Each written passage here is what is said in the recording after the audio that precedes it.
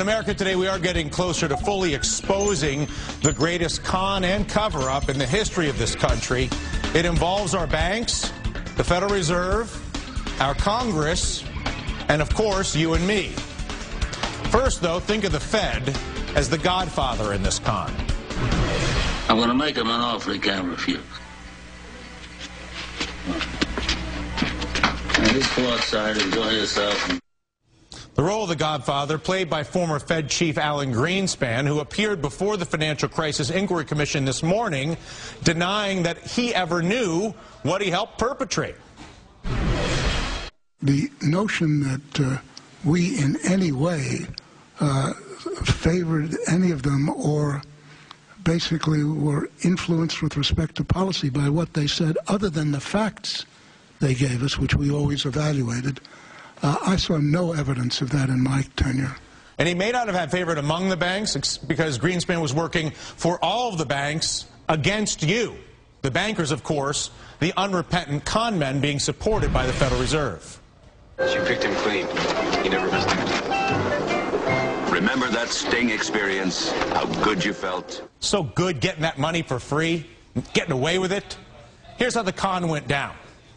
The bankers were operating under an implicit guarantee from the godfather, the Federal Reserve, in the form of guaranteed low interest rates, guaranteed cheap money exclusively for the con men. Then Chairman Greenspan, the godfather, would agree to hold those rates, let's say 2% for as far as the eye could see. The banks, or bankers, the con men, would borrow that money from the Federal Reserve, let's say 2%, and then turn around and lend it back to you at, let's say, 6%. That encouraged the patsies, you and me, to be drawn into the con because 6% looks like a pretty low rate. Low rates for houses, low rates for cars. Heck, you can join a health club, make that on payments, they'll turn that into bonds, and of course, promises of a higher than average return for those managing teachers and policemen's and judges' pension funds that are buying into the con as well. And here exactly is where the con comes in. As you and I both know, the banks had no money. They were getting it from the Federal Reserve, which is us. It's funny money. They had no capital to back up their lending. But that did not matter because they also had no risk in the lending. If the lending paid off, they win. And they won big when they did that because they did it with leverage. Top Manhattan executives alone paid themselves $121 billion in bonuses over the first part of the decade. Now, mind you, when the bank loans failed, they knew they were too big to fail. So the rest of us, you and me, would have to bail them out. The ignorant electorate, if you will. The patsies, who had no idea, and really still don't, understand how badly they are being conned by our government and our banks. Once the banks, however, realized there was no losing, the question was, how do we make the con bigger? How do we get more money through this crazy machine so we can get richer? The question, or the answer, I should say, is simple. Make more loans, more credit card loans. Think of all the credit card applications that were sent to you over the past 10 years. More car loans. It's the reason General Motors went upside down. It wasn't the cars. It was because they were running a financing scheme. Home loans, you know the narrative. So the people most hurt by this con, the home buyers, the cops, the teachers, pensioners who were suckered in by the bait of low credit and high returns in exchange for buying worthless toxic assets manufactured by the bankers. That's why your pension fund was wiped out. That's why the interest rate on your savings to this day remains around zero. If you're a retiree, you know what I'm talking about. It's also why you're now drowning in a mortgage on a house that's worth far less than you owe because the bankers were happy to lend you money they did not have to drive up the price of that house because they knew the more loans the better, but no downside for them. So what's next?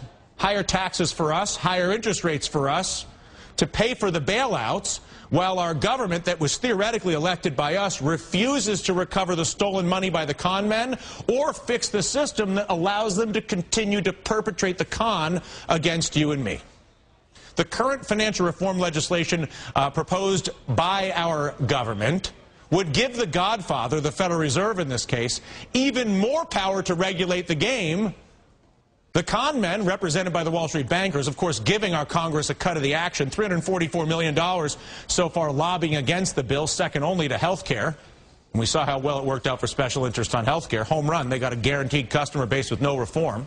I'm sure the bankers will do pretty well as well. All this, of course, while assuring our lawmakers, many of whom do not even understand how the con works in the first place, that the financial crisis has been fixed, of course, with an infinite supply of your money. After all, just check out stocks over the past year. We are back over 10,000 on the Dow, thanks to that blank check from the Federal Reserve. So now, as we finally head towards Congress debating financial reform in our country, the question must be asked, does it make sense for our government to give more power to a Federal Reserve and banker con men who unrepentantly caused this crisis and make money at your expense on the pension side and on the credit side? That's the current plan. Give them more power.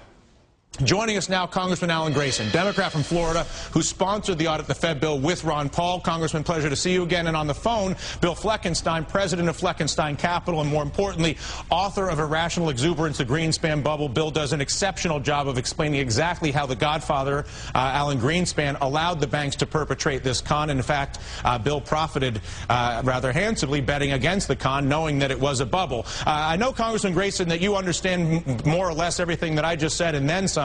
And are likely more frustrated than I am at our Congress's unwillingness to actually acknowledge or understand the con or address it. Why do you think it has been so difficult and continues to be difficult for anybody in our Congress to really deal with this?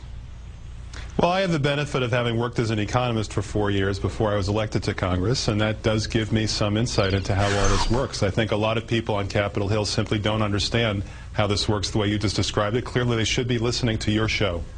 If you don't understand that the bank's incentive is to lend as much